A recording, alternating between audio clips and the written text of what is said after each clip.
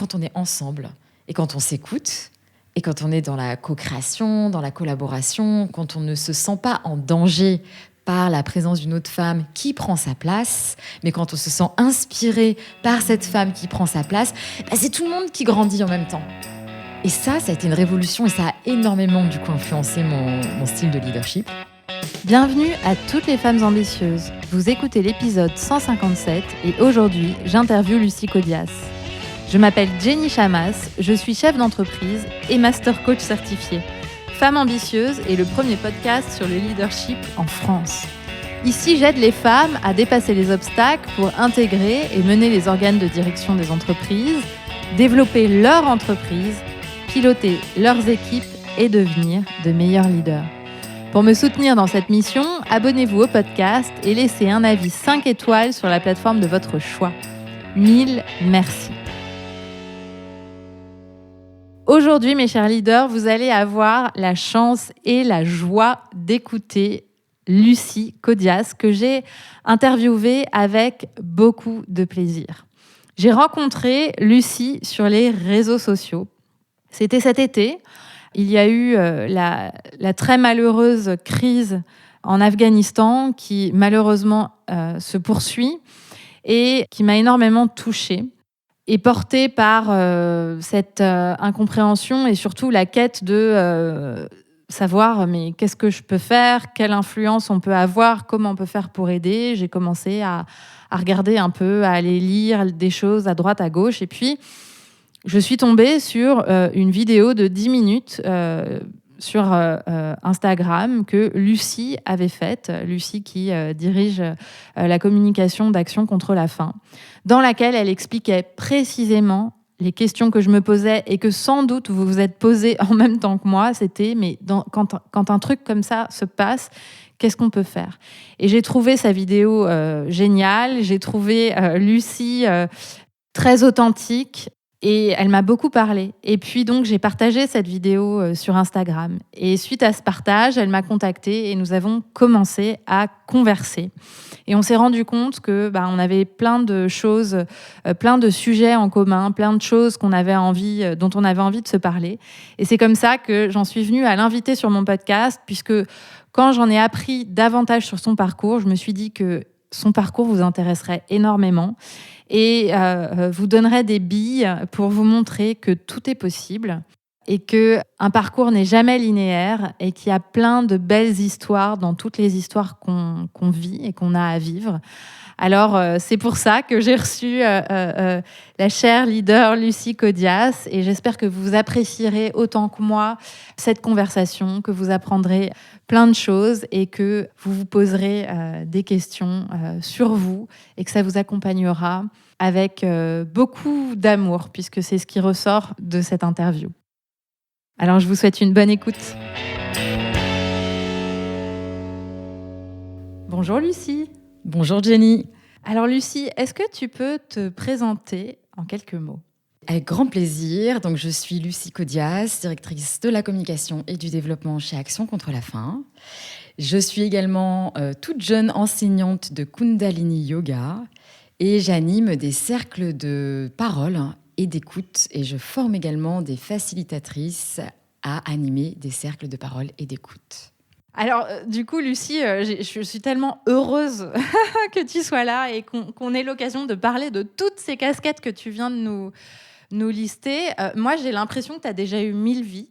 Et donc, dans ton parcours, quand on plonge un peu, qu'on fait des recherches, qu'on regarde, on voit de multiples virages, déclics, chocs, découvertes. Et donc, tu nous l'as dit, aujourd'hui, tu exerces du coup 3 activités en parallèle. Et la première question que j'avais envie de te poser, c'est penses-tu avoir trouvé ton équilibre aujourd'hui ou es-tu en perpétuel mouvement ? Oh là là, c'est une super bonne question que je me pose tous les jours. Je crois que je suis en perpétuel mouvement. Enfin, vraiment, là, quand tu dis le mouvement, c'est quelque chose qui résonne super fort.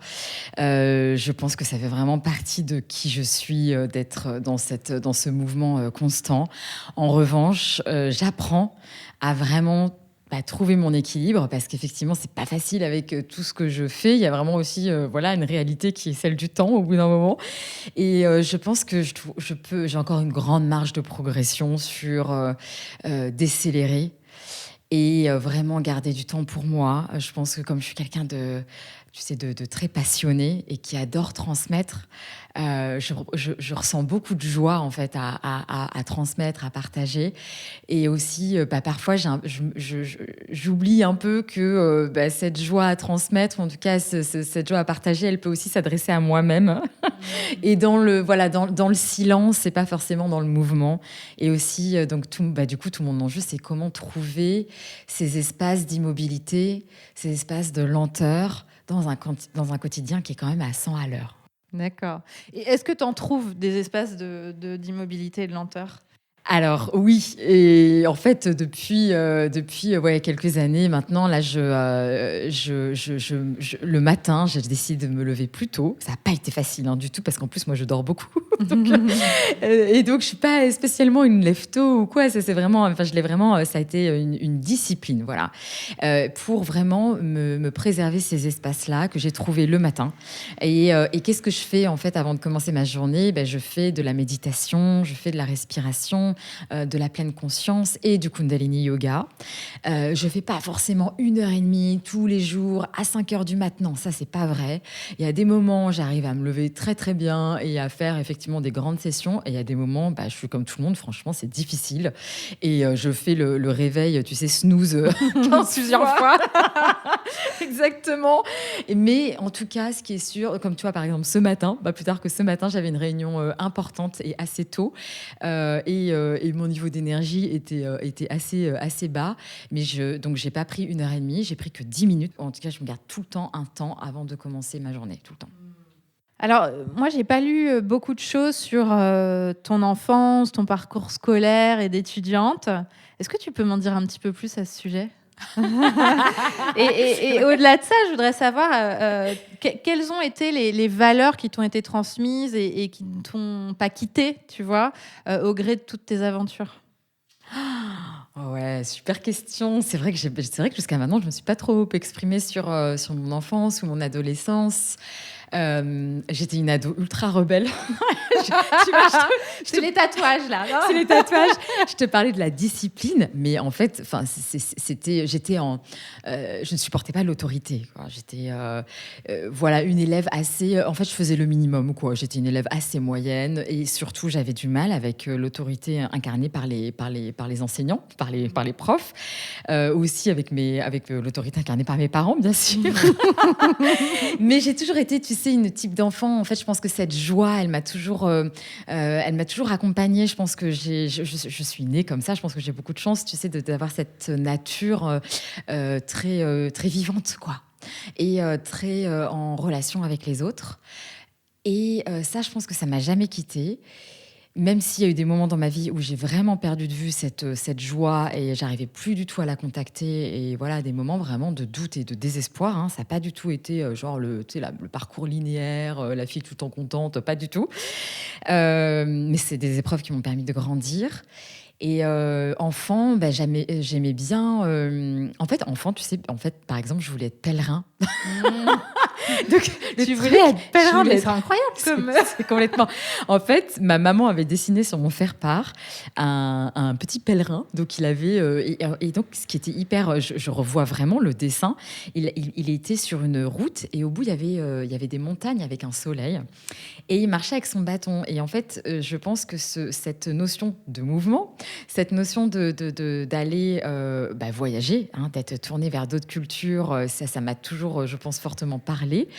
Et alors, dans le pèlerin, pour moi, c'est pas du tout l'aspect religieux, parce que là-dedans, je me reconnais pas du tout. Mais en revanche, il y a ce côté aller à la rencontre de l'autre. Il y a ce côté croire en l'entraide humaine, en fait, qui, moi, forcément, me touche aussi beaucoup, beaucoup. Et ça, je pense que je le tiens vraiment du côté de mes deux parents, parce que ma maman a fait toute sa carrière dans le secteur social. Dans les années 80, elle accueillait les femmes immigrantes et elle les aidait en fait à s'insérer dans la société française. Et mon papa, lui, était ingénieur, mais il s'est reconverti en tant qu'enseignant de sciences physiques en collège. Et donc, finalement, ce qui est trop drôle, c'est que quand j'étais ado et même jeune adulte, je voulais surtout pas faire comme eux. C'est-à-dire que... Ah bon? Oh, quelle surprise. Et effectivement, j'étais là, mais non, mais maman, non, mais ton métier, c'est d'aider les autres, entendre leurs problèmes toute la journée. Ah non, mais jamais de la vie, je ferais ça, c'est mort. Et puis, en fait, je me rends compte que finalement, c'est des valeurs qui m'ont transmises, qui m'ont complètement... qui sont dans mon cœur, parce que je vois bien que ça m'a rattrapée quelque part, quoi. Et c'est ça que je fais, je pense, en tout cas maintenant, avec toutes ces multicasquettes qu'on a un peu décrites au début, quoi. Ouais. Ok. Alors, du coup, moi, j'ai compris que avant que tu arrives à ces multicasquettes dont tu vas nous parler, parce que je crois qu'elles sont toutes hyper intéressantes et très connectées. Avant ça, j'ai compris que dans ton parcours, tu avais co-créé une agence de communication. Donc, tu as été entrepreneur. Est-ce que tu peux nous parler un peu de cette expérience de l'entrepreneuriat pour toi? Pourquoi tu es allée là? Et pourquoi tu en es sortie? Alors, pourquoi je suis allée là? C'est très, très drôle parce que, en fait, j'avais une boss juste avant dans l'agence dans laquelle je travaillais avant de monter, du coup, ma propre agence, avec laquelle je ne m'entendais pas du tout. Donc, tu vois, la notion d'autorité, etc., c'était vraiment... Et je la remercie aujourd'hui parce que c'est grâce à elle, en fait, que j'ai trouvé cette espèce d'énergie qui était quand même de la colère, on peut le dire. Ça porte la colère. Ça porte aussi. Ah ouais, ça m'a beaucoup porté dans mes appels d'ailleurs. Pour partir en fait tout simplement quoi, et me dire ok en fait comment je peux faire pour être libre et puis pour pas avoir de patron ou de patronne. En fait, c'était un peu ça aussi la toute première motivation. Après, je me suis évidemment laissée complètement embarquer dans ce voyage qui était l'aventure entrepreneuriale que j'ai trouvé vraiment géniale pendant 5 ans. Donc j'ai monté une agence de com avec 2 associés et j'allais dire à l'époque, ça fait déjà... Mais c'était, tu te rappelles, les tout débuts du brand content. Ouais. Donc, c'était le tout début des contenus de marque ou une marque qu'on prenait. En fait, donc on est en 2009. C'est 2 ans après Facebook, les réseaux sociaux, etc. Donc on c'était vraiment au début des réseaux sociaux. Exactement. Et donc les marques comprenaient qu'elles pouvaient communiquer autrement, qu'elles pouvaient parler en fait à leur public en direct. Donc c'était vraiment passionnant de travailler sur toutes ces problématiques-là. Et la première année, ça a été dur parce que c'était tellement nouveau que nous on allait expliquer à différentes marques comment elles pouvaient parler de leurs produits et de leurs services sans faire de la pub à l'ancienne, ce qui là à l'heure actuelle nous paraît quelque chose de hyper normal et hyper logique, complètement. De se dire, tu vas faire du contenu intéressant pour animer une communauté, animer une audience, mais effectivement, en 2009, c'était pas du tout encore dans les pratiques. Et du coup, en première année, on a fait 0 € de chiffre d'affaires. C'était les joies de quand tu lances une boîte. On était à 3 sur un petit bureau là, comme le tien. Et en fait, petit à petit, ça a bien marché grâce à la confiance de certains de mes anciens clients aussi. Et on a fait des super campagnes pour The North Face, pour Orange, pour Reebok, Samsung. Et c'était génial. J'ai adoré, mais j'ai beaucoup travaillé. J'étais jeune aussi à l'époque, j'avais entre 28 et 33 ans. Donc, je me rends compte avec le recul que il y avait une espèce de frénésie, en fait. Il y avait une espèce il y avait un truc, tu sais, comme quoi c'était jamais assez. Et je me rappelle de quelque chose qui était avec mes parents, m'avaient toujours dit, quand ça marchera, ton agence, on boira le champagne. Et en fait, ce champagne, on l'a jamais bu parce que je n'ai jamais réussi à me dire, là, en fait, c'est le moment où on a réussi. Parce qu'en fait, on voyait toujours plus, on voyait toujours plus loin, on voyait toujours ce qu'il fallait accomplir. Et donc, on n'a jamais bu cette bouteille de champagne. Donc, c'est quand même hyper dommage. Ce qui est hyper dommage. Et pourtant, tu racontes un truc qui, je pense, on peut presque toutes se reconnaître dans ce fait que quand le succès est là, on a oublié en fait que c'était ça qu'on voulait avant. On est déjà sur le truc d'après. Et on oublie en fait de profiter de l'instant présent. C'est exactement ça. Et ça m'a tellement marqué, cette histoire de la bouteille de champagne, que maintenant, tu vois, dans la façon dont je fais de mon mieux pour animer les équipes d'Action contre la faim, je prends ce temps. Et je leur dis régulièrement, on met le truc sur pause, vraiment. Et on regarde là, derrière nous, et là, surtout là où on est là maintenant, quoi, le présent. Et on arrête de penser à demain, etc., etc. Et bon, on est obligé, évidemment, tu connais comment ça marche, le business. On doit évidemment projeter, on doit planifier, on doit avoir une vision, des objectifs, etc. Mais c'est aussi capital de se rendre compte de ce qu'on accomplit au quotidien. Complètement. Et puis ça donne du sens à ce qu'on fait aussi, surtout. Sinon, on oublie un peu. Exactement. C'est exactement. Et ça, ce que tu dis, c'est génial parce que la mission que je me suis auto-mise avec les équipes, surtout travaillant dans le domaine, tu sais, dans le secteur humanitaire, où du coup, il y a quelque chose de. En fait, je dis souvent que c'est un puits sans fond dans le sens où il y a tellement de besoins, que du coup, il y a tellement de travail que c'est encore plus important, du coup, d'avoir cette capacité, en fait, à se raccrocher au sens. Parce que, comme tout le monde, en fait, même en travaillant dans le secteur de l'humanitaire, où on se dit, tiens, ça a peut-être plus de sens que de travailler dans un autre secteur. Et encore, ça peut se discuter selon la façon dont on vit les choses. C'est important, effectivement, de vraiment se reconnecter à pourquoi on se lève tous les matins. Et ça, je m'emploie à essayer de le répéter régulièrement ou de créer les espaces, en tout cas, pour discuter autour de ça. Et du coup, un matin, tu n'as plus envie d'être dans cette entreprise que tu avais créée. Tu peux nous en parler ? Ah ouais. En fait, je me rendais pas du tout compte que j'avais sur le papier tous les ingrédients, tu sais, de la recette parfaite du bonheur. Donc, jeune, belle. Évidemment, magnifique. À l'époque, je me trouvais évidemment pas du tout belle. Et maintenant, quand je regarde les photos, je me dis, mais j'étais complètement canon. Qu'est-ce qui s'est passé? Tu sais, c'est dingue ce truc quand même de se dire. Et à l'époque, j'avais un désamour pour moi-même qui était quand même très profond. Et là, je vais avoir 40 ans et je me dis, mais en fait, à 30 ans, j'étais beaucoup plus heureuse qu'à 20 ans. Et à 40 ans, je suis beaucoup plus heureuse qu'à 30. Et à 50, je serai encore plus heureuse. C'est sûr. Et du coup, voilà, je pense que j'étais en fait ce désamour ou tu vois, cette espèce de déconnexion que j'avais entre ce qui m'anime, entre cette fameuse joie, ce fameux petit pèlerin du début, et ce que je faisais au quotidien, en fait, ça a amené un espèce de vide énorme que j'ai pas vu venir. J'ai pas vu venir parce que je l'ai pas laissé venir, en fait. Donc, je remplissais toutes mes journées, toutes mes soirées, tous les week-ends, je sortais beaucoup, je faisais la fête. Donc là, je suis en train de faire des guillemets avec mes doigts, parce que derrière cette expression, qu'est-ce qui se cache? Un mal-être profond où je m'anesthésiais vraiment. Enfin, je buvais, je sortais jusqu'à l'aube, etc. pour ne pas penser et surtout ne pas ressentir. Évidemment, mon corps commençait à partir en lambeaux, c'est-à-dire qu'un coup, j'avais mal au dos, après, j'étais tout le temps malade. Mais bien sûr, c'était toujours, tu sais, la faute du fauteuil qui n'était pas assez ceci, malade parce que c'était la saison. Mais tu vois, j'étais pas capable, en fait, d'aller creuser plus loin.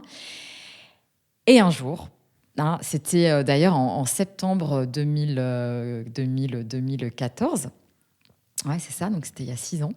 Et je monte mes petits escaliers, tac, tac, tac, tac, pour arriver dans les bureaux de l'agence. Et en fait, je n'arrive pas à ouvrir la porte. C'est-à-dire que mon corps s'est mis sur le mode off d'un coup.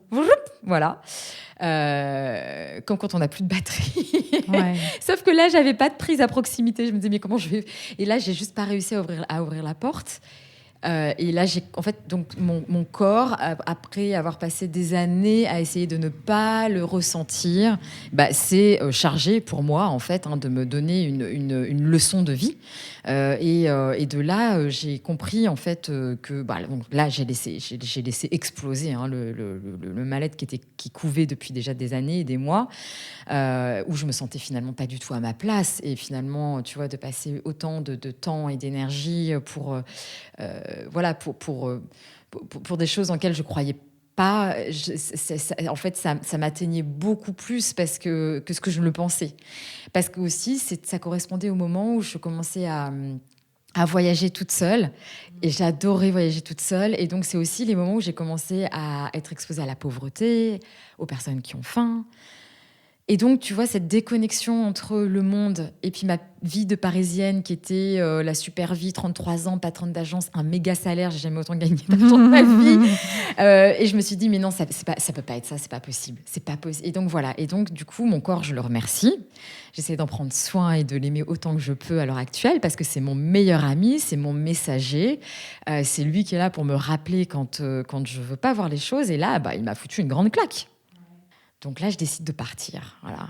C'est comme ça que la décision s'est prise. Et j'ai eu une période hyper difficile déjà, où je suis restée couchée, hyper mal, un peu en burn-out et en dépression, à ne plus savoir quoi faire, à plus du tout trouver de sens à rien. Donc je me suis un peu remplumée, on va dire. Et là, je suis partie voyager. Ma passion, du coup. Et je suis partie toute seule en Amérique du Sud pendant 18 mois. Waouh. Ouais. Et j'avais pas d'idée de timing, en fait. Tu vois, là, l'idée, en fait, ce que je voulais, et c'est pour ça, quand tu parlais du mouvement au début, il y a quand même beaucoup de ce qui ressort de mon parcours. Il y a cette espèce de quête de liberté, quand même.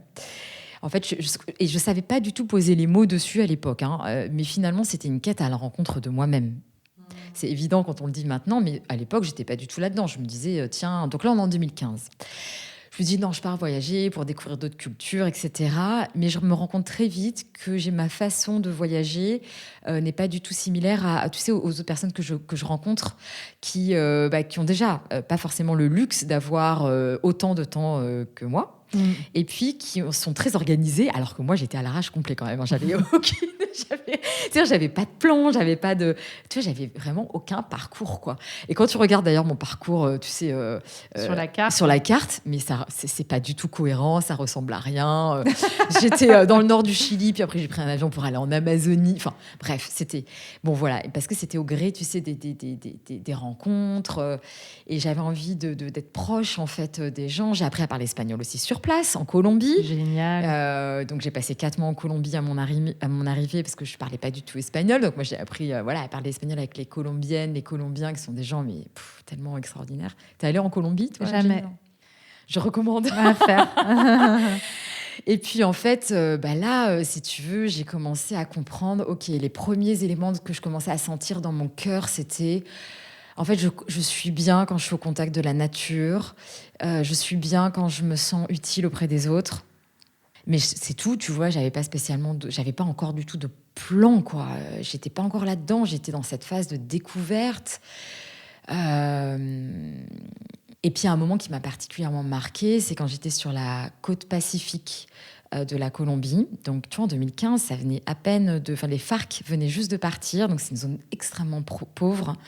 Et donc, j'étais avec un ami et on arrive dans un tout petit village. Et déjà, en temps normal, c'est un tout petit village de pêcheurs. Donc, tu vois, c'est des petites cabanes avec du bois et c'est tout. Et là, en fait, on arrive et il venait d'y avoir une tempête tropicale. Et donc, tout était détruit. Et donc, mais il y avait rien, quoi. Mais rien, c'est-à-dire c'était à même la plage et tu avais des planches de bois qui flottaient. Enfin, et là, ça a été un choc pour moi parce que, en fait, mon cerveau a vraiment bugué dans le sens où je me suis dit, mais comment ces gens vont faire pour vivre? Là, tu vois, il n'y avait pas la Croix-Rouge, il n'y avait pas les assos. Enfin, tu vois, ils devaient se débrouiller tout seuls, quoi. Donc, nous, on a donné un coup de main, mais qui était anecdotique par rapport à ce à quoi ils doivent faire face. Alors là, ça commençait à ouvrir une porte en disant ah ouais, non, il y a vraiment des gens qui vivent dans des contextes que j'imaginais pas. Évidemment, alors là, je te parle de ce qui me reste en mémoire, mais bien sûr qu'ils ne pouvaient pas se nourrir tous les jours, ça c'est certain aussi, c'était moins visible, hein. Mais c'était sûr aussi que ça impactait évidemment leur capacité à pouvoir manger, se nourrir et nourrir leur famille. Donc ça a été la première fêlure dans mon cœur. Et après, la deuxième fêlure dans mon cœur, c'est que c'est drôle parce que c'est un peu perso, mais en gros, je voulais m'installer. Après, j'avais rencontré un homme et je voulais m'installer à Rio avec lui. Et il se trouve que ça n'a pas du tout marché. Oups. Et pareil, comme mon ancienne boss, je le remercie parce que grâce à lui, un jour où ça n'allait pas du tout, où je trouvais plus du tout aucun sens en fait de pourquoi j'étais là, mais du coup qu'est-ce que je faisais ici à Rio toute seule alors qu'en fait ça ne marchait pas du tout avec cette personne. Bref, je prends mon sac et je décide de partir sur une île que les gens qui sont allés à Rio connaissent, qui s'appelle Ilha Grande. Et là, je rencontre sur cette île, une île magnifique et tout, Cindy, qui revenait de Syrie. Et donc, elle, travailleuse humanitaire, qui s'occupait de la finance donc pour une ONG française, en fait, sur place. Et là, mais moi, quand elle me raconte ça, mais moi, les bras m'en tombent. Je me dis, mais c'est un truc de dingue ce qu'elle fait. Enfin, c'est hallucinant. Donc, je lui pose. Mais alors là, j'étais une mitraillette à questions. J'étais complètement, tu sais, mais fascinée, absorbée, en fait, par son expérience. Et en même temps, son humilité m'a énormément touchée. Et c'est vrai que je me rends compte avec le recul que je projetais, bien sûr, beaucoup de choses, en fait, sur elle et sur son métier. Et donc elle me dit, mais tu sais Lucie, si ça te parle en fait d'aller voilà faire d'aller vraiment de devenir une professionnelle de l'humanitaire, et donc elle m'a donné le nom d'une formation qui s'appelle Bioforce. Et en fait, c'est grâce à elle que après, donc plus tard, quelques mois plus tard, j'ai fait cette formation. Donc je remercie cet homme parce que sans lui, je serais jamais allée sur cette île. J'aurais jamais rencontré Cindy, tu vois. Et en fait, du coup, ce que je veux dire, c'est que tu vois, c'est plein de petites portes qui sont venues s'ouvrir sur ce parcours. En plus de comprendre que moi qui avais été tellement dans cette espèce de frénésie dont je parlais, à remplir tout, être dans l'efficacité, la productivité, la consommation, la vitesse, et ben dans ce voyage-là, j'ai contacté pour la première fois de ma vie la lenteur. Rien faire. Il y avait... T'es déjà allé en Amérique du Sud ? Non. Alors, tu sais, il y a on voyage beaucoup en bus. Et les distances, tu sais, c'est que tu prends le très bus longues. pour 12 heures, 15 heures, 20 heures. Je me rappelle le plus long voyage, je crois que c'était 24 heures ou 26 heures. Au début, tu sais, je montais dans le bus, j'avais 3 bouquins, j'avais mes écouteurs, j'avais plein de trucs et tout. C'est un programme. Ah ouais, le programme. Je me suis dit, mais qu'est-ce que je vais faire pendant tout ce temps ? C'est pas possible. Et en fait, je me suis très vite rendu compte, c'était comme une petite bulle hors du temps. Et je faisais rien, parce que je regardais juste les paysages. Déjà, j'étais complètement absorbée. Et je m'autorisais pour la première fois de ma vie à rêver, en fait, à laisser mon imagination complètement partir, à penser, à admirer, à contempler. Et ça, c'est un truc que j'ai gardé de ce voyage. C'est-à-dire que là, tu vois, je prends beaucoup l'Eurostar, parce que comme je vis à Londres, je fais beaucoup d'allers-retours Londres-Paris. Je fais rarement quelque chose de productif dans mes voyages. J'aime ce temps où je m'autorise en fait à être dans cette bulle, quoi. Et finalement, il y a plein de choses extrêmement précieuses qui ressortent de ces espaces-temps. Tu vois, de créativité, ou tu sais, quand tu cherches la réponse à une question, souvent, même par rapport à un problème ou une problématique, ou en tout cas, je sais pas, quelque chose de, tu vois, même de professionnel ou de personnel, bien sûr. Bah là, bim, d'un coup, tu as le truc qui va t'apparaître, tu vois, ça doit t'arriver aussi. En fait, ce que tu décris, c'est un peu méditatif. Exactement. Tout à fait. C'est une méditation en mouvement. Ouais. Du coup, c'est ça. Et c'est exactement ça. Et donc ça, pour moi, c'était la révolution, quoi. Vraiment, déjà, tu vois, de venir contacter tout ça, quoi. Donc c'est ça que je suis partie. Je dirais que c'est mes enseignements principaux de ce temps-là. Mais tu sais que j'ai réussi finalement à comprendre et à être en mesure de les exprimer, mais des années plus tard, quoi. Des années plus tard, parce que quand je suis rentrée de mon voyage, c'est marrant, j'avais eu un sentiment presque que j'avais pas fait assez de choses. Je m'étais dit, mince, je suis arrivée trop tard pour aller en Patagonie, il faisait trop froid, ce genre de choses. Il y avait des choses que j'avais voulu faire à tout prix que j'avais pas faites. Et c'est marrant parce que du coup, ce processus de pas être dans cette to-do list et d'avoir juste en fait absorbé avec toutes mes cellules chacune des journées. Et donc, c'était ça, finalement, ce que je devais vivre. Ce processus-là, tu vois, aura mis du temps, même une fois que je suis rentrée, quoi. Ouais, pour bien le comprendre et l'accueillir, en fait, presque. Moi, je veux revenir juste un instant sur ce que tu nous as décrit à la fin, finalement, ce que tu as décrit comme un burn-out. Et tu m'as dit, en fait, j'avançais pour pas ressentir.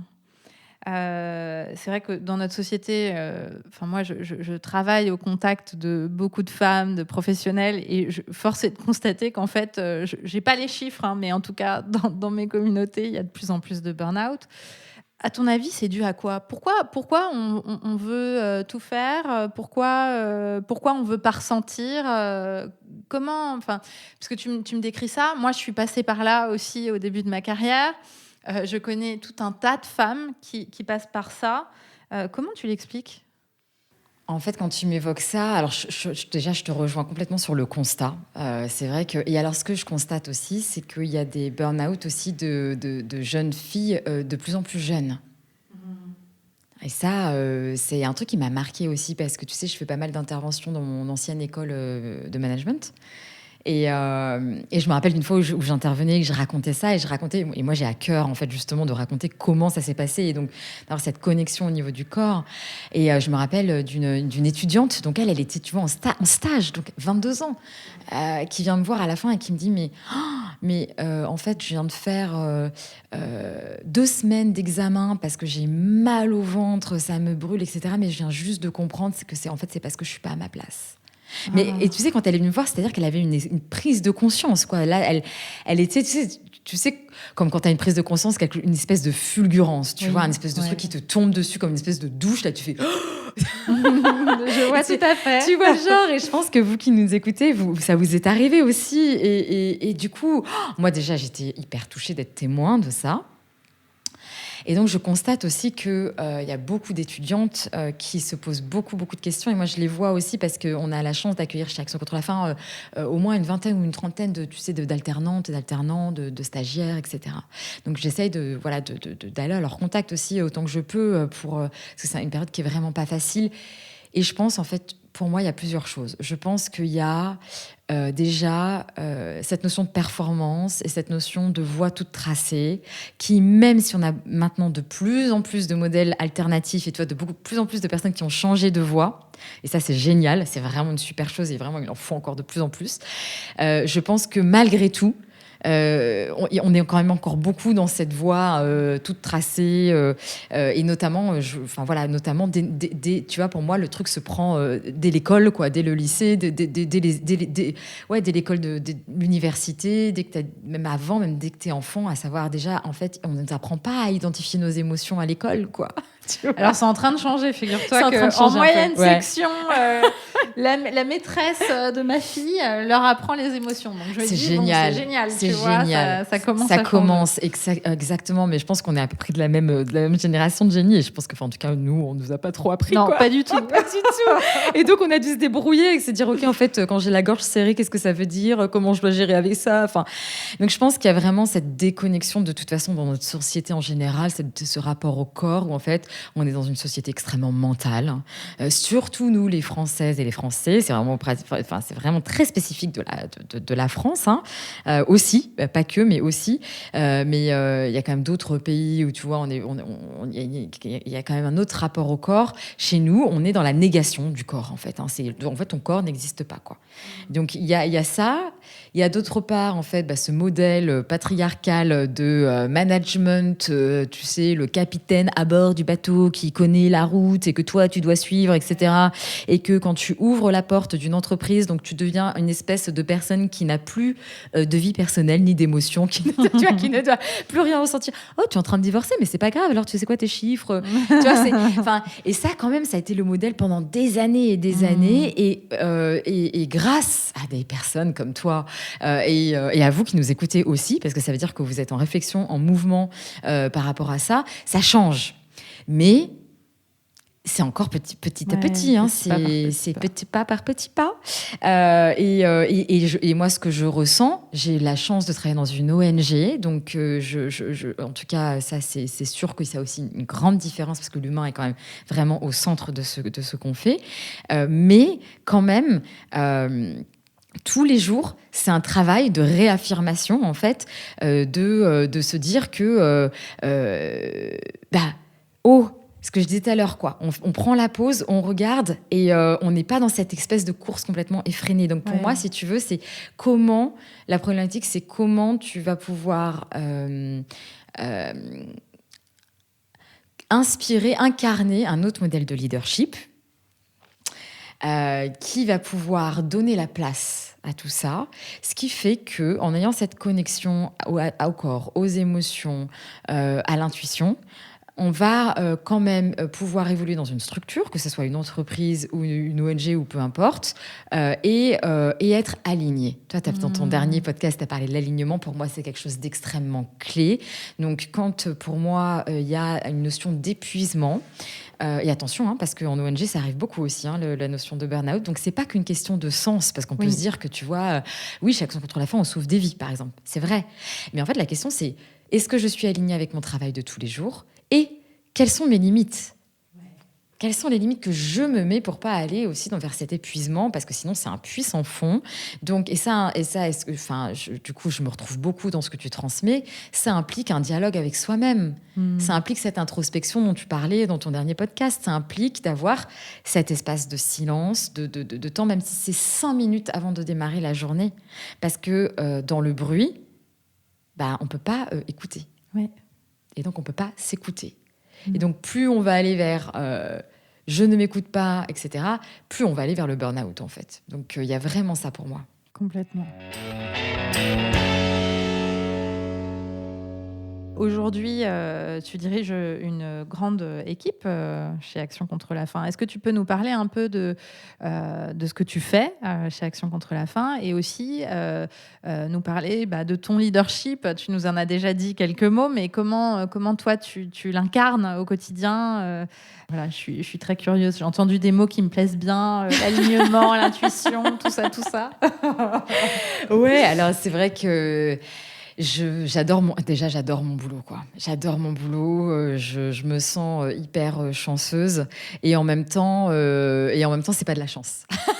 C'est ça, c'est-à-dire que je suis allée le chercher, quoi. C'est pas tombé du ciel. Ça a été une. Alors c'est comme d'habitude un croisement d'opportunités et puis aussi d'alignement, quoi. C'est vraiment ça, de savoir en fait est-ce que c'est ce que je veux faire, est-ce que c'est ma place. Ce que je fais aujourd'hui, donc je m'occupe de superviser l'ensemble des activités de communication et de développement des ressources, donc c'est-à-dire tout ce qui est collecte de fonds, donc d'argent, auprès des particuliers, donc des gens comme toi et moi, et des entreprises. Voilà. Donc c'est ce qu'on fait. C'est une partie qui est très importante pour nous parce que déjà, en fait, ça veut dire que moi, ma mission, alors moi, Lucie et celle de mes équipes, bien sûr, c'est 3 choses. La première, ça va être d'alerter sur les crises, sur les conflits. Et on l'a bien vu avec l'Afghanistan. Et tu as joué un rôle hyper important aussi dans la diffusion du message. Et j'en profite vraiment pour te remercier, Jenny. Heureusement, franchement, qu'il y a des personnes comme toi. Non, mais c'est vrai qu'ils font passer les messages importants sur comment faire. Voilà, il y a tellement ce sentiment d'impuissance quand on est à l'autre bout du monde. Donc, c'est important, effectivement, de pouvoir nous aider à faire passer les messages parce que nous, on n'a pas le budget com ou marketing de Renault, tu vois. Donc, on compte sur la mobilisation citoyenne, quoi. Clairement, c'est ça. Donc, sur l'élan du cœur, en fait, des personnes. Donc, notre premier boulot, c'est vraiment ça. On est présent dans une 50aine de pays, donc clairement les endroits que tu peux imaginer les pires endroits en termes de crise, de conflits, de crise humanitaire. Donc, notre rôle, c'est vraiment d'aller témoigner et donc de donner la parole en fait à ces personnes qui n'ont pas l'occasion de s'exprimer, ces personnes qui vivent au Yémen, ces personnes qui vivent en Afghanistan, ces personnes qui vivent au Congo et qui ne sont pas forcément dans les médias, qui sont invisibilisées pour plein de raisons. Donc nous, notre travail déjà c'est ça, c'est d'alerter et c'est d'être cette passerelle et de les aider à porter leur voix. Et donc vous, à chaque fois que vous partagez un contenu, que vous partagez une vidéo, c'est vous contribuez à ça, quoi. Il n'y a pas de doute possible. Donc c'est ça que j'adore aussi dans mon boulot, c'est cette notion de passerelle. Et ce que j'adore aussi, c'est que du coup, nous, Action contre la faim, tu vois, presque on va s'effacer, entre guillemets. C'est-à-dire qu'on est un peu comme un connecteur, finalement, entre ici et là-bas. Là, ça, c'est la première chose. Et la deuxième chose, c'est qu'on va venir vraiment sensibiliser, expliquer c'est quoi la faim dans le monde, pourquoi il y a la faim dans le monde, pourquoi en 2021, il y a encore des personnes qui meurent de faim. Donc, on a un projet notamment que j'adore, qui s'appelle la course contre la faim. Et on va dans les établissements scolaires pour justement expliquer ça. Ouais. Génial. Et ça, mais franchement, si tu as envie, d'ailleurs, on va chercher des bénévoles et tout ça pour venir vraiment dans les établissements scolaires pour aller expliquer. Et alors, franchement, d'être devant les gamins, d'être devant les enfants, donc primaire, collège et lycée, pour parler de ça, mais pour moi, c'est une des plus belles choses qu'on puisse faire.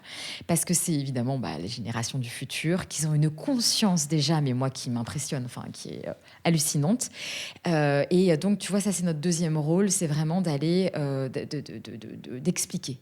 Et puis, évidemment, une fois qu'on comprend pourquoi, c'est de mobiliser, bien sûr. L'objectif, c'est de déclencher une action. Cette action, elle peut prendre plein de formes. C'est toutes les actions d'engagement. Donc, bien sûr, ça peut être un soutien financier, ça peut être un soutien en temps, ça peut être un soutien en partage, ça peut être un soutien en plein de choses. Donc, c'est ce qu'on fait au quotidien avec toute mon équipe. Donc, mon équipe, j'ai une centaine de personnes. Très belle équipe. Une belle équipe. Et c'est des gens, franchement, mais honnêtement, vraiment, je dis pas ça pour leur faire plaisir, même si j'espère que certaines écouteront. Elles sont déjà, alors c'est déjà composé à majorité de femmes. Et ils sont, mon équipe, c'est des gens très, très, très engagés, hyper qualifiés, hyper compétents et qui vraiment ont cette conscience, en fait, de l'action juste, du mot juste. Et tu vois, c'est jamais gratuit, c'est jamais de la provoque, c'est jamais, voilà. Et ça me plaît beaucoup et je me sens alignée avec ça dans la façon de passer nos messages au public. Voilà. Le style de leadership, alors, ça a été un enjeu parce que, tu sais, moi, j'ai pris mon poste il y a 1 an.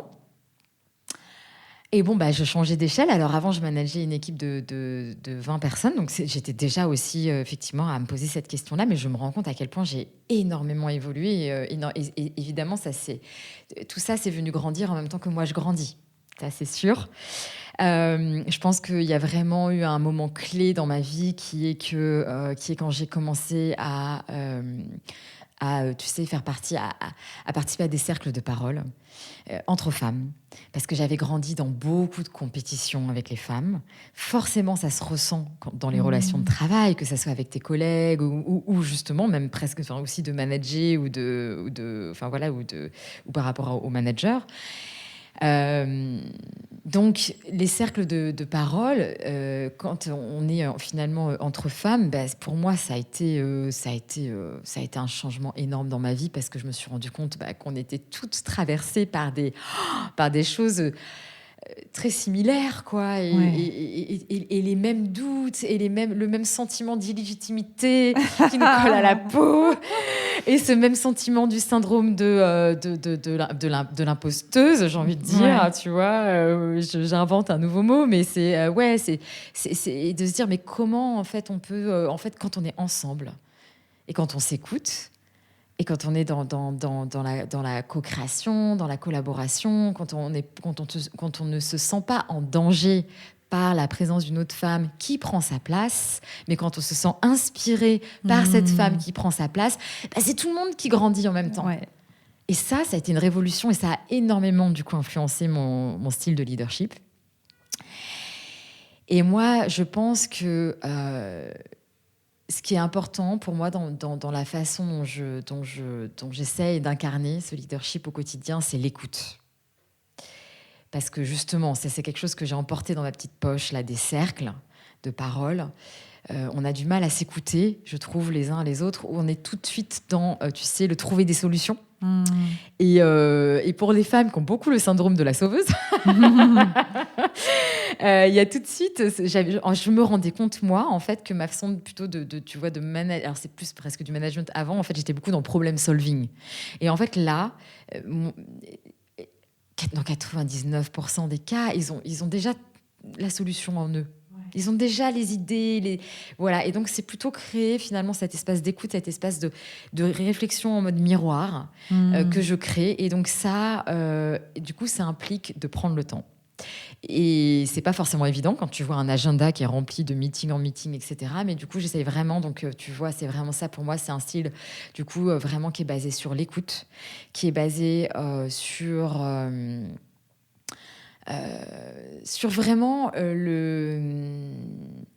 Tu sais, c'est vraiment, pour moi, tu sais, cette notion de cercle. Je reprends ça parce que l'ancien modèle de leadership, pour moi, c'est la pyramide, hein, qu'on connaît bien. Et donc là, ça veut pas dire que j'ai pas ça veut pas dire que j'ai pas de responsabilité. C'est pas ça que ça veut dire. Mais ça veut dire que pour moi, tout le monde a sa place. Tout le monde a un rôle différent, mais tout le monde a la même, ou en tout cas devrait, et j'essaye de faire ça aussi, de créer ces espaces, mais pouvoir en fait porter sa voix et apporter une valeur ajoutée, peu importe que tu sois stagiaire ou directeur ou directrice, quoi. Au service d'un objectif commun, voilà. C'est ça en fait pour moi ce leadership, et aussi finalement de beaucoup accompagner vers la confiance en fait. C'est vraiment ça. Et du coup, c'est vraiment ça. Et je pense que finalement, tu vois, ça me rappelle le discours de rentrée que j'ai fait il y a 2 semaines devant le département, 200 personnes. Je dis, bah voilà, en fait, moi, je démarre. Je pense qu'en fait, c'est me montrer en authenticité à 200%. Parce qu'on a vécu quelque chose d'un peu difficile dans le département, avec un drame personnel d'une personne de nos équipes. Et ça nous a tous et toutes beaucoup marqués. Et donc pour moi, c'était important de commencer la rentrée en étant honnête et authentique sur ce qu'il y a dans mon cœur. Et je ne suis pas obligée de le faire, mais c'est mon style. Et donc je dis voilà, moi je commence la rentrée avec 2 mots. Ces 2 mots, c'est vulnérabilité. Parce que je me sens encore très vulnérable par rapport à ce qui s'est passé. D'ailleurs, tu vois, j'avais la voix qui tremblait et je leur ai dit, vous pouvez entendre que j'ai la voix qui tremble. Ça a eu un impact sur moi, ça a eu un impact sur ma capacité à aller bien, et ça a eu un impact par conséquent sur mon travail. Donc, je vous dis tout ça parce que ma responsabilité, c'est de mettre en place les moyens pour aller mieux. Mais aussi, il faut beaucoup de courage pour parler de sa vulnérabilité. Donc, déjà, le fait d'arriver et de dire, voilà, mes 2 mots, c'est vulnérabilité, et en même temps, mon 2e mot, qui peut paraître un peu paradoxal, mais c'est les 2 faces d'une même pièce, c'est la force. Et la force, pour moi, elle était à 3 niveaux. La force collective, parce que, évidemment, c'est dans les moments difficiles et dans les drames qu'on se serre les coudes, et il y a eu quelque chose quand même d'extraordinaire qui s'est passé dans notre équipe à ce moment-là. Et puis c'est la force d'un collectif qui a de très bonnes relations. Et voilà, le message que je voulais aussi passer, c'était que les relations, ça s'entretient au jour le jour. Donc c'est une petite graine qu'on fait et qu'on nourrit et qu'on arrose avec amour. Tu vois, de dire ces mots-là, c'est un peu la révolution, quoi. Et aussi de dire, voilà, notre force de frappe, quoi. Hein. Donc, force collective, notre force de frappe, parce qu'on a plein de super projets. Et donc là, je les invitais après à prendre la parole sur leurs projets et tous les projets qui arrivent. Et enfin, la force de vie. Parce que notre force de vie, c'est ça qui fait la différence. Tu vois, pour moi, c'est ça en tant que du coup, tu vois, c'est comme ça que moi, j'essaie d'incarner mon style. C'est de toujours, c'est un message que je donne souvent aux équipes, c'est on a les compétences, on a les skills, on a le savoir-faire, on a l'expérience, on a les équipes. Qu'est-ce qui va faire la différence ? C'est notre capacité à y croire nous-mêmes, donc à pas se mettre de barrières auto-limitantes comme on est toujours les pros à faire, et se dire tiens, je vais pas faire ça parce que ça marchera jamais. Et en fait, si, ça fonctionne.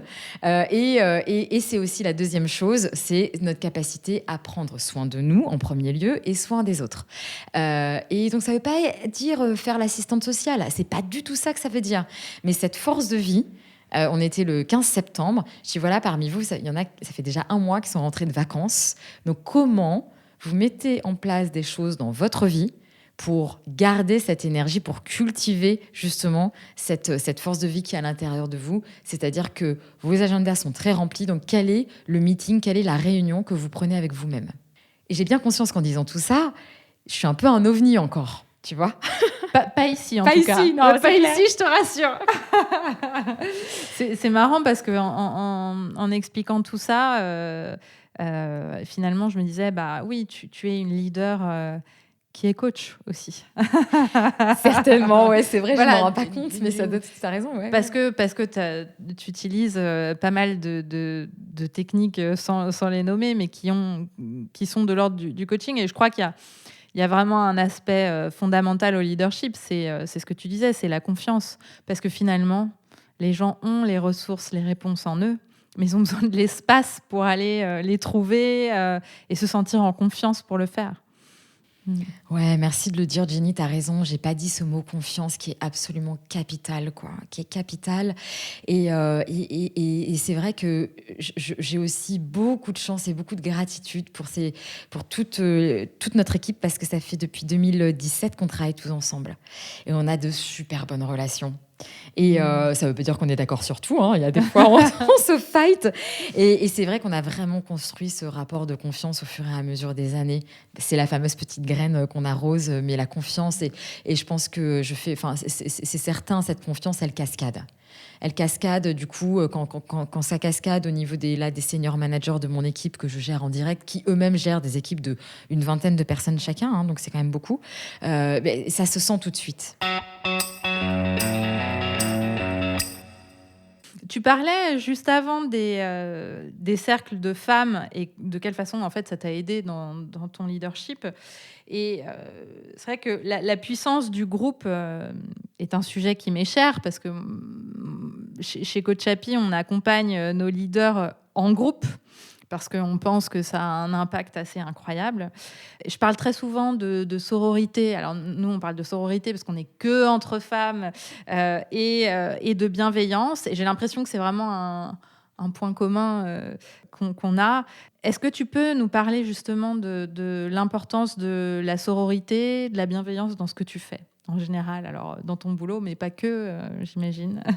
Ah ouais, mais franchement, quand tu dis ces mots-là et qu'en plus tu l'appliques justement dans le cadre du développement de la vie professionnelle, alors bien sûr, évidemment aussi personnelle, ça j'imagine, mais ça me fait vraiment vibrer parce que je trouve que pour moi, pour moi, c'est ça le futur, mais j'ai envie de te dire, c'est ça le maintenant, quoi, tu vois. C'est exactement ça. Pour moi, c'est exactement ça. On n'est plus du tout dans le truc à l'ancienne, etc. Pour moi, les espaces collectifs, mais c'est d'une puissance mais hallucinante. Et je trouve que ce que tu proposes, c'est génial. Et c'est bien plus fort d'avoir une team, là, comme tu montes, là, justement, sur tes formations, etc., de leaders qui grandit ensemble, qui échangent, etc., plutôt que du one-to-one, même si le one-to-one est aussi très bien pour démêler des nœuds spécifiques. Moi, cette notion de sororité, elle m'est extrêmement chère parce que j'accompagne aussi à mon niveau, du coup, avec des outils différents. Quoique, des femmes plutôt du coup dans tout ce qui est connexion avec elles-mêmes à travers le Kundalini Yoga, donc à travers le corps, qui m'est cher. Voilà, c'est vraiment ça. Donc là ici, le corps est un fabuleux outil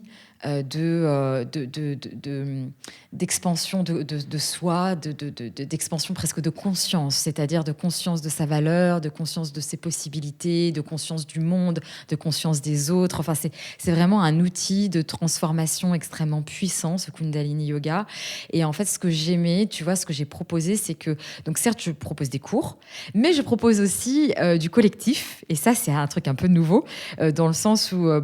tu vois, normalement, tu assistes à un cours et puis après, c'est tout. Mais moi, j'ai l'honneur de pouvoir guider ce que je les appelle les guerrières de lumière. Parce que c'est vraiment des femmes qui vraiment vont être engagées dans la pratique. Elles pratiquent quasiment tous les jours. Et encore une fois, c'est pas forcément des trucs de 2 heures. Donc, je suis finalement un peu leur coach, quoi, quelque part. Et en fait, tu vois, j'ai créé un groupe WhatsApp et il y a... Mais ce groupe WhatsApp est d'une beauté. Ça dépasse complètement le cadre du Kundalini. Moi, par exemple, quand j'ai vécu un moment difficile, par exemple, tu vois, je leur mets un petit mot et tout de suite, je reçois beaucoup de messages de soutien. C'est vraiment un espace de sororité et de soutien, quoi, qui dépasse complètement le cadre du yoga. Et aussi, j'ai créé donc des cercles de parole et aussi de coaching pour le Kundalini. Donc ça s'adresse aux personnes qui sont dans cette démarche-là, mais finalement qui sont peut-être dans un espace, c'est-à-dire entre deux. Parce que tu vois, moi, ce que j'ai constaté, c'est que soit tu pouvais prendre des cours et tu pouvais pratiquer, mais seul. Soit tu pouvais te lancer dans une formation pour devenir teacher, pour devenir enseignant. Et en fait, tu as plein de personnes à l'heure actuelle qui n'ont pas forcément envie de se lancer dans cette formation d'enseignant qui est engageante, qui a un certain coût, etc. Et qui sont finalement dans cet entre-deux, c'est-à-dire qui pratiquent de façon active et qui ont envie quand même de se rassembler. Donc, je propose aussi, tu vois, cet espace donc de cercle de Kundalini, si tu veux, qui s'adresse à ces femmes engagées dans leur pratique. Donc ça, c'est une première chose. Et ça, pour moi, enfin, pareil, ça a changé ma vie. Et les témoignages que j'ai d'elles, c'est magnifique. Enfin, ça me fait exploser le cœur. Et ça me donne aussi beaucoup, beaucoup d'énergie. Pour le reste de mes journées. Qui sont bien remplies. Et après, il y a aussi une autre chose que j'ai mise en place. Donc, c'est après avoir pas mal cheminé dans les cercles de femmes, donc les cercles de parole en non-mixité, donc plutôt réservés effectivement aux femmes. Et bien là, on m'a demandé, mais est-ce que tu formes en fait donc moi, je les appelle les gardiennes de cercle. Donc, c'est des facilitatrices finalement de cercles de parole. Moi, j'avais jamais fait ça. Tu penses bien? J'avais jamais fait ça. Et en fait, c'est pour ça, la vie nous envoie quand même toujours des signes. Alors, on me pose la question une première fois. Je dis, bah non, enfin, non. Et puis, légitimité. Qui suis-je pour moi former tout ça? Bon. Deuxième demande, la même semaine. Je me dis, bon, ok. Troisième demande la même semaine. Je me dis, ok les gars, j'ai compris. C'est bon. Donc, du coup, je me suis dit, bon, bah, là, d'être capable aussi d'écouter les signes. Ouais. Hein, c'est ça, la pratique du Kundalini, ce qu'elle m'a beaucoup apporté, c'est d'être capable de faire confiance à ma petite voix, de faire confiance à mon intuition. Ça dépasse bien sûr ce cadre-là, puisque c'est un yoga qui est assez spirituel. Et donc là, bah, j'ai foncé, parce que je suis quand même une fonceuse dans l'âme.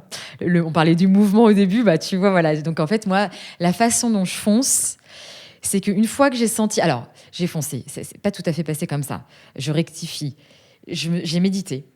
Pour avoir des réponses, tu vois, le fameux espace dont on parlait au début, je me suis posée avec moi-même et j'ai cherché l'alignement, j'ai cherché la voix du cœur. Est-ce que c'est là? Est-ce que c'est trop tôt? Est-ce que c'est pas ça? Est-ce que c'est aligné? Et en fait, à un moment donné, il y a une réponse qui arrive. Cette réponse, elle arrive par le biais du corps. Il y a personne dans l'oreillette qui te dit oui, c'est ça, tu peux y aller. Tu vois ce que je veux dire? Tu vois, c'est genre à un moment donné, je ressens une espèce de détente en fait, où je me dis ok, bon, là, je me sens en confiance, même si j'avais pas du tout réglé, et même un an plus tard, hein, j'ai encore des petites réminiscences de ça, cette légitimité. Et après, bah, la façon dont j'avance, c'est que je pose une date. Donc j'ai posé la date, et puis bah, en fait, maintenant je vais être à la 7e session de cette formation qui dure 2 jours, et donc j'aurai formé presque 100 femmes. C'est génial. Et moi j'hallucine, parce que tu vois, je me dis, mais jamais de la vie, j'aurais imaginé faire ça. Et c'est ça, en fait, je pense, le message que j'aimerais aussi peut-être faire passer à celles qui nous écoutent, c'est d'y croire, quoi. C'est d'y croire. Parce que quand c'est fait avec le cœur, et quand c'est le moment, c'est-à-dire ce qui doit se présenter à nous à ce moment-là, bah, en fait, il n'y a presque pas d'effort à faire. Attention, ça ne veut pas dire pas de travail. Mais c'est-à-dire qu'il y a une espèce de fluidité qui se met en place, qui est quand même assez hallucinante. C'est-à-dire que moi, j'ai quasiment fait aucune promo, entre guillemets, ça s'est fait que par le bouche à oreille. Et surtout, l'indicateur qui est très, très fort, et ça, tu t'en parles aussi beaucoup, Jenny, c'est la joie. Et alors, à partir du moment où j'ai ressenti dans mon cœur énormément de joie, en fait, qu'on soit 12 ou 2 à cette formation, peu importe. Tu vois, et du coup voilà, et c'est comme ça que ça s'est passé, et finalement dans cette formation que j'ai appelée gardienne de cercle leadership au féminin, donc c'est pour ça on est vraiment au miroir là-dessus. C'est vraiment de transmettre les outils, ou un espace de réflexion, un espace de confiance, pour pouvoir permettre à ces femmes qui sont appelées par le fait de rassembler d'autres personnes, d'ailleurs ça peut être des femmes et des hommes, hein, voilà, et de prendre leur place et de se sentir légitime et d'oser et d'avoir de l'audace et d'y croire, et on le fait de façon collective. Justement, tu as mentionné tout à l'heure la collaboration, la co-construction. Moi, je parle souvent de co-création. J'ai l'impression qu'il y a quelque chose d'assez important dans la façon dont tu envisages les choses. Là, tu me parles des cercles de femmes, tu me parles de ton leadership chez Action contre la faim. Et tout ça, ça a l'air d'être vraiment créer ensemble plutôt que décider pour les autres, en fait. C'est exactement ça. En fait, finalement, presque, j'ai envie de te dire, la philosophie derrière tout ça est exactement similaire. C'est-à-dire, pour moi, c'est vraiment proposer un espace et des outils. Et après, pour que chacun, et d'ailleurs c'est pareil avec le Kundalini finalement, pour aller vers l'autonomie. Pour aller vers l'autonomie et pas faire à la place, parce que ça c'est le monde de l'ancien monde, et de pas trouver les solutions à la place des autres. Et c'est vraiment d'amener vers, ok, toi, qu'est-ce qui te correspond à toi, à un instant T. Et moi finalement, je suis une petite porte sur le chemin. Mais quand je vois, par exemple, les guerrières de lumière qui pratiquent tous les jours, c'est elles qui pratiquent tous les jours. Donc moi, je mets à disposition les outils, la guidance, entre guillemets, c'est-à-dire un peu le coaching, finalement, évidemment, une supervision, parce que c'est un processus de transformation très puissant, donc il faut être supervisé. Et je ne conseille pas de se lancer toute seule dans ce processus-là. Mais je ne fais évidemment pas à la place d'eux. Et ça, pour moi, c'est quelque chose qui m'est très, très, très cher, parce que finalement, tu vois, quand on parle d'empowerment féminin, c'est exactement ça. On a toute cette puissance en nous. On a toute cette puissance en nous. En revanche, il y a des moments donnés, il y a des moments de notre vie où il est difficile de contacter cette puissance, où on la voit même pas. Et moi, ça a été mon cas. Là, quand je racontais les moments difficiles de ma vie, là, le burn-out, quand je suis rentrée de voyage aussi, ça a été un moment mais extrêmement difficile. Ça s'est pas du tout enchaîné de façon linéaire. Enfin, le corps, pareil, j'ai pris 10 kilos, enfin, qui était vraiment en mode en crise, quoi, qui m'envoyait vraiment les signaux. Qu'est-ce que tu fais? Arrête de faire n'importe quoi. Et donc, du coup, à un moment donné, je pense que j'aurais eu besoin d'avoir ce collectif. Ouais. Et ça m'a beaucoup manqué, en fait. Moi, je crois vraiment que c'est ça le nouveau paradigme, en fait, dans nos relations. Et tu vois, c'est d'être ensemble, en fait. C'est vraiment d'être ensemble, tu vois. Mais c'est ça qui me porte énormément, quoi. Ouais, et je crois que les femmes, finalement, en ont d'autant plus besoin parce que, quelque part, je pensais tout à l'heure, cercle de femmes, coaching de groupe, etc. Je me disais, mais en fait, les mecs, ils faisaient ça bien avant. Alors eux, c'était pas nécessairement, ça s'appelait pas nécessairement cercle, quoique, ça s'appelait certainement pas coaching d'ailleurs. Mais il y avait des cigares, du whisky, Les boys club, et autre chose. Et en fait, ce collectif, de mon point de vue, il est ultra libérateur. C'est-à-dire qu'on peut enfin être soi parce qu'on voit les autres être elles. Et c'est là que tu peux être vulnérable. C'est là que tu peux avoir confiance. C'est là que tu te sens plus forte. C'est puissant. C'est hyper beau ce que tu dis et c'est vraiment ça, c'est vraiment ça. Pour moi, je dis souvent que par exemple de participer à un cercle, c'est un acte militant. Parce que ça veut dire que tu vas, du coup, en cherchant une nouvelle forme de relation avec les femmes, eh ben, tu vas dire non à un modèle qui nous a été imposé. Ce modèle, il nous a été imposé par une société patriarcale, donc on va pas trop détailler, on va passer rapidement. En tout cas, qui nous a finalement beaucoup empli de comparaisons, de manque de confiance, de jugement. Moi, je me rappelle, tu sais, quand j'étais une jeune professionnelle, là, que j'avais 22, 23 ans, que j'étais en stage en agence de com et que je voyais les jeunes mamans partir à, je sais pas, 17h30 pour aller chercher. Ah, t'as vu à quelle heure elle part? Non, mais c'est fou. Enfin, c'est dingue quand même, tu vois. Et évidemment, maintenant, ça n'a rien à voir. Et puis aussi, la jeune génération, j'ai le sentiment, sont moins dans cette compétition que nous, on a pu connaître. J'ai aussi ce sentiment-là. Mais du coup, elles ont aussi besoin, les jeunes filles, de jeunes étudiantes, quand même d'inspiration, de modèles. Non pas à suivre pour faire un copier-coller, mais pour justement se dire, en fait, moi, c'est quoi mon style, quoi, vers quoi j'ai envie d'aller. Elles ont aussi besoin de ça. Ouais, et se dire que tout est possible et qu'elles peuvent trouver leur voie. Et je crois que c'est pas encore tout à fait aisé. C'est-à-dire qu'il y a encore un peu de boulot. Il y a encore un peu de boulot. Tu sais, moi, j'essaye de toujours accorder du temps aux étudiantes et aux étudiants qui m'en font la demande à la fin, tu sais, de leur stage, de leur alternance, quand ils ont tu te rappelles les rapports de stage, les Ouais, mémoires ouais, et je tout me ça. rappelle, ouais. C'est une grosse pression pour eux. Hein. Et donc, souvent, évidemment, la discussion dérive beaucoup parce qu'ils sont face à un précipice à la fin de leurs études.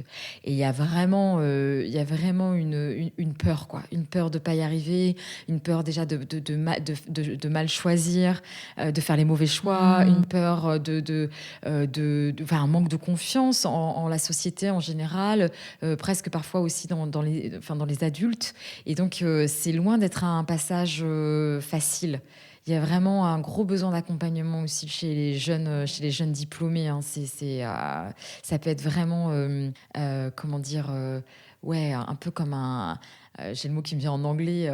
Désolée, mais tu vois, overwhelming. Mmh. Ouais, Ouais. too much, Ouais, quoi. Trop. ça les déborde. Ça les déborde, Ouais. ouais, merci. Ouais, c'est ça, exactement. Donc, même si effectivement, on est peut-être moins dans cette compétition entre femmes, mais il y a tout autant besoin finalement de presque de mentoring en fait, hein, sur ce passage de vie qui est un passage important aussi, quoi. Ouais, et puis j'ai aussi l'impression que, évidemment, les jeunes aujourd'hui sont plus ceux que nous, on était, mais j'ai l'impression que le monde de l'entreprise ne s'est pas totalement adapté. Et donc, en fait, entre eux, leur vision du monde, là où ils en sont, plus le fait qu'à ces âges-là, en fait, tu te cherches encore beaucoup, tu as besoin de te découvrir. Euh, le gap qui existe qui existe avec le monde de l'entreprise tel qu'il est aujourd'hui, ça fait beaucoup, beaucoup de questionnements pour une seule personne.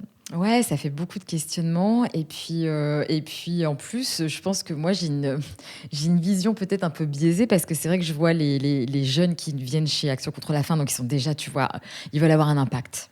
Voilà, c'est aussi simple que ça pour résumer. Donc après, là, ça s'exprime dans une ONG, mais ça peut s'exprimer dans plein d'autres formes d'organisation, d'entreprise aussi, bien sûr. Ça, voilà. Et alors, tu sais, j'interviens dans mon ancienne école de management la semaine prochaine pour parler. Et donc, en gros, il y a c'est des sessions de talk, en fait, hein, de webinaires d'anciens diplômés pour raconter tu sais, les parcours. Et en fait, à ma grande surprise, je te cache pas que j'ai été un petit peu déçue, mais en gros, elle me disait que là, sur notre session de webinaire, donc je partage le floor avec une autre ancienne diplômée qui travaille dans un autre secteur, mais c'est toujours autour de tout ce qu'ils appellent sustainability. Donc Ouais. voilà, en gros, c'est ça. C'est, on va dire, voilà, créer de l'impact, ou en tout cas s'inscrire dans une démarche positive pour le monde. On va faire simple. En fait, elle me disait qu'il y aurait à peu près une vingtaine d'étudiantes et étudiants contre à peu près 150 dans les talks pour les cabinets d'audit, PricewaterhouseCoopers, etc. Ah ouais. Je te cache pas que quand j'ai entendu ça, en fait, je me suis dit, ok, c'était très intéressant, c'était une bonne piqûre de rappel parce qu'en fait, ils sont encore quand même beaucoup biberonnés à ça, quoi. Donc ça m'a foutu un peu les boules. Ouais, je comprends. Ouais, parce que je m'attendais, je pensais alors du coup voilà que c'était peut-être un peu plus, tu sais, généralisé cette espèce de wake-up call pourtant qui est très mise en avant dans les médias, tu vois, la génération climat, etc. Je pense qu'il y a peut-être un petit gap entre finalement ce qui représente la réalité. Alors attention, hein, de certains types d'écoles. D'écoles, hein, c'est pas Ouais. du tout le monde, mais voilà. Donc il y a encore du boulot. Ouais. Non, mais c'est intéressant et effectivement, il y a encore du boulot. Et c'est positif aussi parce que les choses évoluent. J'ai quand même l'impression que ce dont on parle aujourd'hui, on n'en aurait peut-être pas parlé de la même façon il y a 5 ans. Et donc ça, en soi, c'est magique.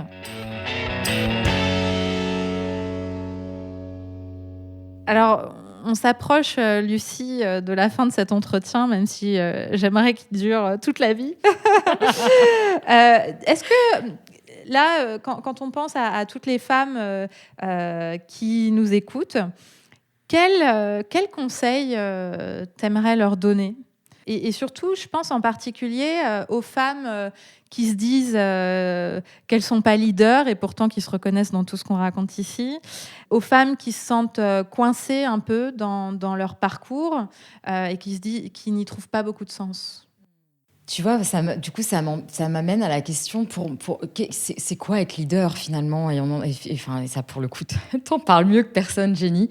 En tout cas, je pense que moi, ce qui moi, me parle aussi, c'est on est toutes leaders. On est toutes leaders et que, évidemment, donc, ce que je rappelle aussi beaucoup auprès des équipes, donc le leadership et le management, ça n'a rien à voir. On n'a pas besoin d'avoir une équipe de 100 personnes pour être leader. Complètement. Et du coup, déjà d'être en fait leader pour moi, c'est donc incarner une vision en fait. C'est vraiment ça. C'est quelle est ma vision. Donc c'est peut-être voilà de se poser la question. Quelle est ma vision, qu'est-ce que j'ai envie d'apporter au monde, mais sans se mettre de barrière, sans chercher à mettre ça tout de suite dans un plan, sans chercher à mettre ça tout de suite en mode projet ou en mode plan de carrière. C'est presque une philosophie du monde, je dirais. Et donc ça amène la question des valeurs. Quelles sont mes 3 valeurs à moi? Il y a plein d'exercices pour arriver à ça, et c'est d'ailleurs un truc qu'on fait aussi dans ma formation. Donc, quelles sont mes 3 valeurs? Mes 3 valeurs très, très importantes, et comment je les incarne au quotidien. Donc, pour moi, c'est ça le leadership, c'est quelle est ma vision, quelles sont mes valeurs, comment je les incarne, et comment j'arrive à emporter les personnes autour de moi dans ma vision, dans mes valeurs. Et les personnes autour de moi, ça peut être ma famille, comme ça peut être les collègues, comme ça peut être les mamans à l'école. Enfin, voilà, c'est très, très large, en fait. C'est cette capacité, finalement, à trouver sa propre lumière et à être capable de la faire rayonner finalement autour. Et ça se sent tout de suite quelqu'un qui du coup est dans cet état d'esprit, qui a du coup une espèce de confiance qui comme un robinet qui coule comme ça et qui vient illuminer un peu tout le monde. Et du coup c'est ça. Donc en fait peut-être que c'est vrai que pour répondre à ces questions de quelles sont mes valeurs et quelle est ma vision et comment je souhaite incarner ça dans ce que je fais au quotidien, dans le cadre de mon travail ou de ma vie perso, et ben pour moi, la clé, c'est qu'il faut cet espace de réflexion. Et donc, peut-être que, du coup, un des conseils, ça serait aussi de se dire, voilà, est-ce qu'il est possible pour vous, si vous ne le faites pas déjà, de vous lever 10 minutes plus tôt et de vous accorder ces petites 10 minutes, ne serait-ce qu'en faisant 2-3 minutes de respiration consciente comme ça, juste à fermer les yeux, à sentir l'air qui rentre et qui sort. Et puis ensuite, à rester et à respirer au niveau du cœur. Parce que pour moi, on est là sur cette vie pour vraiment être dans l'appel du cœur, quoi. Le cœur, c'est ce qui nous connecte toutes et tous. Et donc, pour moi, j'arrive pas à sentir mon cœur quand je me connecte pas et que je respire pas dedans, en fait, tous les jours. Et du coup, si je peux me permettre, Jenny, mon amie Émilie, qui une femme juste fantastique, qui en ce moment même en teacher training de méditation. Donc ça veut dire qu'elle va enseigner la méditation. M'a transmis une méditation que je trouve magnifique et que j'ai faite ce matin avant un gros rendez-vous. Et donc, si tu es d'accord, je voulais juste dire en fait que c'est très simple.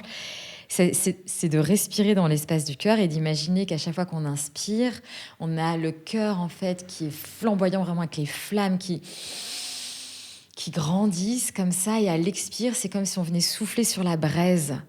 Et avec du coup les choses qui doivent partir, qu'on laisse partir. Donc j'inspire, il y a les flammes. Et j'expire, je souffle sur la braise. Et ça, je l'ai fait ce matin et... j'ai trouvé ça mais d'une puissance et d'une beauté. Et là, pour le coup, j'ai senti vraiment mon cœur qui s'ouvrait. Donc, si vous nous écoutez et que ça vous parle, 10 minutes comme ça, c'est déjà vraiment, je pense que vous allez voir une différence dans votre vie et la façon dont vous allez vivre et interagir en fait avec les autres dans votre journée. Super, merci de ce beau cadeau, c'est génial. Merci Émilie. Merci Émilie. Est-ce que tu as un mantra, Lucie? Une phrase que tu te répètes comme ça? J'en ai plein, mais en fait, je pense que la phrase, en ce moment, la phrase qui m'accompagne, c'est... en fait, je crois que c'est même un seul mot. C'est amour. J'étais sûre que tu allais me dire ça. Je suis là, c'est un seul mot. C'est amour, c'est sûr. Mais ouais, parce que tu vois, je pense que c'est ça. Je ressens tellement d'amour pour les personnes que je rencontre. Je sais pas comment expliquer. C'est quand même quelque chose d'hyper beau. Et je pense qu'on a toute cette capacité à ressentir cet amour. Et parfois, on le perd de vue parce qu'on a peur, parce qu'on est dans notre espace d'ego, parce qu'on est dans cet espace peut-être de petite fille blessée. Et du coup, on a le mental qui est en train de faire la petite roue, là, le hamster qui court. Mais que finalement, quand on revient dans l'espace du cœur, il y a cette espèce d'amour qui est là, mais tout le temps. Il est tout le temps là. Et c'est du coup juste se dire... quand je me sens pas bien, quand je me sens mal, quand je me sens stressée, comment je réussis à revenir dans cet espace du cœur pour avoir cette source d'amour qui est tout le temps là pour moi-même avant de la donner aux autres. Et ça, c'est un autre gros travail qui est l'amour de soi, en premier lieu. Et qui est si important. Merci Lucie, merci infiniment pour tout ce partage. Merci et puis belle route pour la suite. Et on mettra, tu nous donneras, et je le dis là, tous les liens, parce que je suis sûre qu'on va avoir plein de gens qui vont avoir envie de donner à Action contre la faim, parce que l'argent, on en a besoin, n'est-ce pas ? Ça fait une différence. Même un tout petit don, c'est important. Et puis les gros, c'est encore mieux. Évidemment. Hein.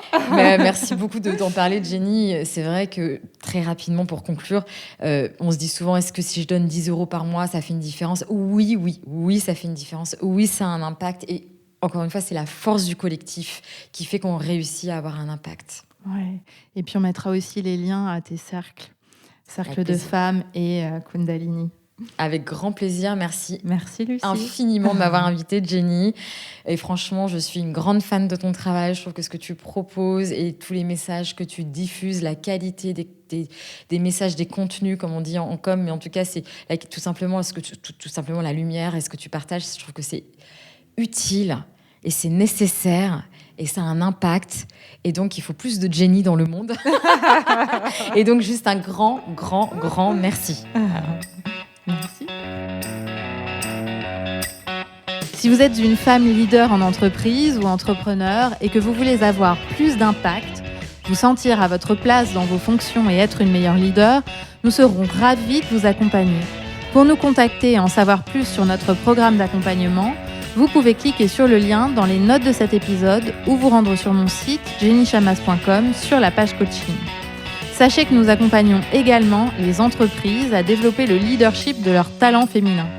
Pour nous contacter, rendez-vous sur la page entreprise de notre site.